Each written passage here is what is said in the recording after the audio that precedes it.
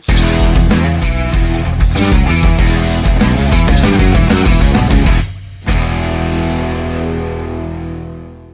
halo hai, assalamualaikum warahmatullahi wabarakatuh. Berjumpa lagi dengan saya Yulan Fajar pada channel Tanam Aja.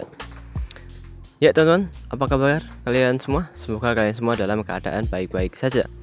Dan bertemu lagi dengan saya, dan pada kesempatan kali ini saya akan memberikan sebuah tips perawatan tanaman yang penting, melihat bentar lagi adalah musim-musim penghujan.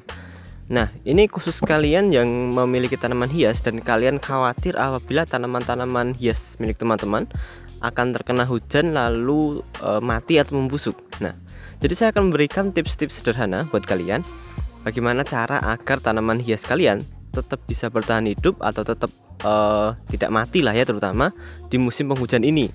Apa saja tips-tips untuk perawatan tanaman di musim hujan ini? Tetap terus saksikan video pembahasannya hingga selesai. Ya, oke, lanjut ke pembahasan utamanya, cara agar tanaman hias teman-teman tidak mudah mati atau layu di musim hujan. Ini sebenarnya sebuah tips sederhana, sebuah triks agar untuk menjaga tanaman hias milik teman-teman itu tidak mati lah ya, karena memang paparan hujan apalagi di musim hujan itu sangat berbahaya bagi beberapa jenis tanaman hias. Memang ada beberapa jenis tanaman hias yang dia kuat apabila terkena hujan secara langsung, tapi juga banyak yang tidak. Mayoritas tanaman-tanaman hias yang dia terpapar hujan secara langsung atau secara terus-menerus, dia akan mengalami pembusukan. Nah, banyak faktor yang menciptakan pembusukan ini, baik itu dari overwatering, lalu munculnya bakteri yang dia merusak tanaman, munculnya hama juga. Nah, untuk itu salah satu tips yang pertama bagi teman-teman yang punya tanaman hias adalah segera mencari tempat aman untuk meletakkan tanaman hias, terutama tanaman hias yang dia memang rentan apabila terkena overwatering. Tempat-tempat yang strategis ini sebenarnya banyak pilihannya. Bisa apabila teman-teman punya teras, silahkan letakkan di teras. Nah, apabila teman-teman yang tidak memiliki teras, silahkan teman-teman bisa meletakkannya sedikit berhimpitan atau berdekatan dengan tembok rumah ya. Jadi dia tidak terkena paparan air hujan secara langsung. Karena yang sebenarnya cukup berbahaya adalah paparan air hujan secara langsung ini, dari langit langsung mengenai tanaman. Nah, apabila teman-teman sudah meletakkannya di dekat rumah atau dia yang tidak terkena paparan hujan secara langsung, sebenarnya dampak yang terjadi atau dampak yang ditimbulkan pada tanaman hias milik teman-teman itu tidak begitu besar, tidak sebesar apabila terkena langsung. Jika teman-teman meletakkannya di dekat rumah atau di teras, teman-teman tetap bisa memantau bagaimana perkembangan media tanamnya, apakah dia terlalu lembab atau tidak, itu akan lebih mudah. Dan apabila teman-teman meletakkannya di luar, dia akan sangat rentan terkena overwatering karena air hujan. Walaupun ada yang berpendapat bahwasanya apabila diletakkan di luar, nanti dia tetap akan bisa terkena sinar matahari dan juga tetap bisa fotosintesis lagi, sehingga media tanamnya dia akan kering lagi juga. Tapi tidak semua tanaman begitu.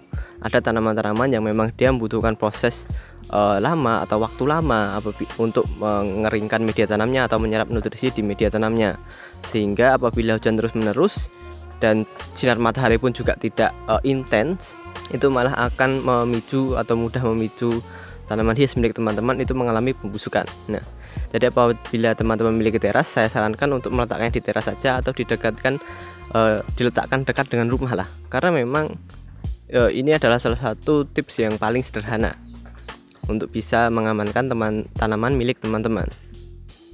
Nah, untuk tips yang kedua sebenarnya ini sedikit tricky karena memang ya susah gampang. Kenapa? Karena tips yang kedua ini silahkan teman-teman untuk terus-menerus memantau keadaan dari tanaman hias milik teman-teman. Seperti saya katakan tadi, bahwasanya intensitas hujan yang terus-menerus ini bisa menyebabkan tanaman menjadi mengalami pembusukan karena bakteri atau mungkin karena serangan hama. Nah, jadi pemantauan secara terus-menerus ini teman-teman silahkan untuk memantau media tanamnya, memantau daun, kesehatan batang, dan kalau bisa pun juga kesehatan akar. Karena memang inilah dimana sering tanaman itu terserang di musim hujan. Bisa media tanamnya terlalu lembab sehingga muncul bakteri yang bisa merusak tanaman, overwatering karena air hujan, dan juga munculnya hama-hama baru. Jadi memang musim hujan ini selain membawa air juga membawa hama-hama tanaman. Jadi pemantauan secara terus-menerus ini sangat penting. Apabila teman-teman sudah melihat gejala-gejala seperti daun yang mulai menguning atau munculnya serangga-serangga kecil di sekitar tanaman hias milik teman-teman, silahkan teman-teman bisa langsung berikan tindakan yang secepat mungkin. Karena apabila teman-teman terlalu santai dan menganggap nanti akan hilang, ditakutkan dia malah akan menular ke tanaman yang lain. Dan apabila akar tanaman milik teman-teman sudah mulai bisa dibilang membusuk, itu bisa langsung dikasih penindakan dengan mengganti dengan media tanam baru dan diberikan perawatan khusus agar nanti tanaman tidak mati dan lain sebagainya ya. Jadi memang ini saya bilang sedikit tricky karena teman-teman harus rajin. Silahkan teman-teman memantau minimal 2 hari sekali, untuk perkembangan tanaman.